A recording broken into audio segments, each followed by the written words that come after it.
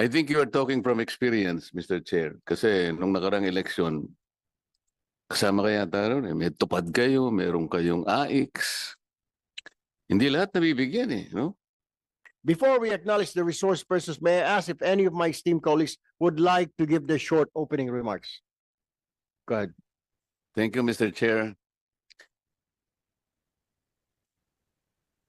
Maganda itong bills na pinipresent mo ngayon, lalo na itong Simplified Government Aid Access at saka itong Anti-Discrimination in the Delivery of Social Protection Program. I think you are talking from experience, Mr. Chair. Kasi nung nakarang eleksyon, kasama kaya tayo, may tupad kayo, meron kayong AIX. Hindi lahat nabibigyan eh, no? Nung kinuwento ko po yung lahat po ng mga binibigay na ayuda ng ating pamahalaan, magsimula po kayo sa 4Ps. Isama mo yung AIX, MAIP, tupad, at saka yung paborito ni Chairman na AKAP, 194 billion pesos. Hindi ko malaman kung nabibigyan lahat ang dapat bigyan. Ito siguro yung paraan para ma-address natin yun eh. Lalo na po yung AKAP.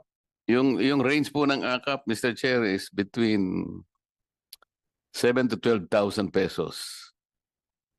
Yung AIX, nasa 3,000 pesos per beneficiary. Yung tupad, depende po sa dami ng araw na kanyang ipinagtrabaho. Pangkaraniwan po ay nasa 5,000 pesos po bawat beneficiary. Ngunit dahil walang guidelines po yung 4Ps meron sapagkat merong conditions po ang batas na nakalagay doon eh. Pero yung AIX, yung MAIP, yung tupad at saka yung AKAP, very loose po yung wala pong guidelines. Kaya po hindi namin malaman kung ilan ang nabibigyan. I would like to believe with the huge amount of 194 billion pesos, matarget man lang sana doon ay yung pinakamahirap po na Pilipino na about 5.5 million households. Ibig sabihin po nun, naglalaro between 25 to 27 puro Filipinos. Pero wala po sigurong record yung mga AIX, yung tupad, yung AKAP.